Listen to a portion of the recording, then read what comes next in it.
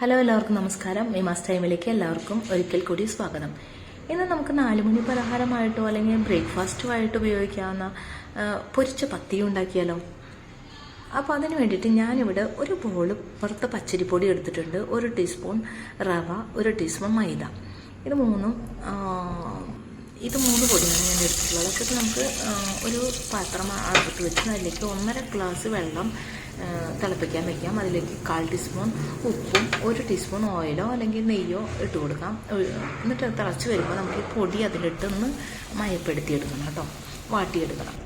അപ്പോൾ അതിലേക്ക് ഈ പൊടി വാട്ടിയെടുത്ത് അതിലേക്ക് നമുക്കൊരു അരപ്പ് ചേർക്കേണ്ടതുണ്ട്. അപ്പോൾ ഞാൻ അതിലേക്ക് 1 മുറി തേങ്ങയാണ് ചെരിയെടുത്തിട്ടുള്ളത്. അതിലേക്ക് 1/4 ടീസ്പൂൺ ജീരകവും 3-4 വെളുത്തുള്ളി, 5-6 ചുവന്നുള്ളി എല്ലാം കൂടി ഒന്ന് ക്രഷ് ചെയ്തെടുക്കാം.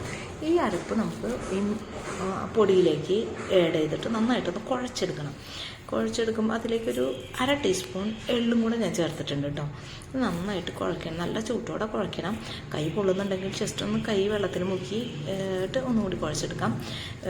ജസ്റ്റ് ഇങ്ങനെ കുഴച്ചെടുത്തതിന് ശേഷം നമുക്കൊരു 3 ഉരുളകളാക്കി വയ്ക്കാം. ഞാൻ 3 ഉരുളകളാക്കി വെച്ചിട്ടുണ്ട് കേട്ടോ.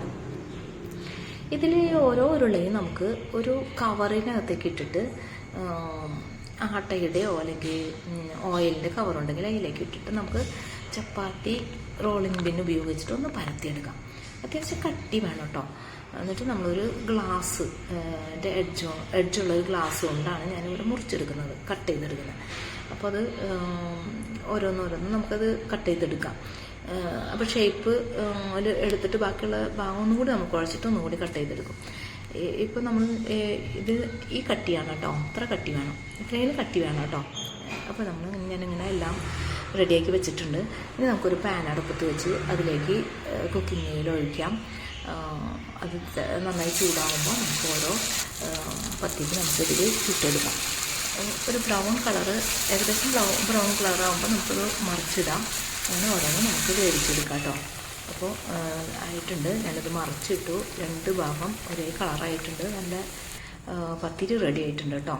അപ്പോൾ നമുക്കിത് ബ്രേക്ക്ഫാസ്റ്റിൻ്റെ കൂടെയോ ബ്രേക്ക്ഫാസ്റ്റായിട്ട് കഴിക്കാം, അല്ലെങ്കിൽ നമുക്കത് 4 മണി ചായ പലഹാരമായിട്ട് ഉപയോഗിക്കാം.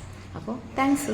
പുറമെ നല്ല ക്രിസ്പിയും ഉള്ളിൽ നല്ല സോഫ്റ്റ് ആയിട്ടുള്ള ഒരു പലഹാരമാണിത്. കുട്ടികൾക്കും വലിയവർക്കും ഒക്കെ ഇഷ്ടപ്പെടാവുന്നതാണ്. നമുക്കിതിന് കറിയൊന്നും ഇല്ലെങ്കിൽ തന്നെ ചായയുടെ കൂടെ കഴിക്കാം. ഇനിയിപ്പോൾ നമുക്ക് ബ്രേക്ക്ഫാസ്റ്റായിട്ട് കഴിക്കണമെങ്കിൽ നമുക്ക് കടലക്കറിയോ ബീഫ് കറിയോ ചിക്കൻ കറിയോ എന്തെങ്കിലും കറികൾ കൂട്ടി നമുക്കിത് കഴിക്കാവുന്നതാണ് കേട്ടോ. അപ്പോൾ ഇതുവരെ നിങ്ങൾ ട്രൈ ചെയ്തിട്ടില്ലെങ്കിൽ ഒരിക്കലെങ്കിലും നിങ്ങളിത് ട്രൈ ചെയ്ത് നോക്കിയോളാം. ഇത് നല്ല ടേസ്റ്റി ആയിട്ടുള്ളൊരു പലഹാരമാണ്. എല്ലാവർക്കും, കുട്ടികൾക്കും വലിയവർക്കൊക്കെ ഇഷ്ടപ്പെടുന്ന ഒരു റെസിപ്പിയാണ്, ഒരു പലഹാരമാണ്. 4 മണി പലഹാരമോ സ്നാക്സായിട്ടോ ബ്രേക്ക്ഫാസ്റ്റായിട്ടോ ഒക്കെ ഉപയോഗിക്കാവുന്നതാണ്. അപ്പോൾ ഇനിയൊരു പുതിയ ഒരു റെസിപ്പിയുമായിട്ട് ഞാൻ വരുന്നത് വരെ എല്ലാവർക്കും നമസ്കാരം. നന്ദി, നമസ്കാരം. Thank you for watching.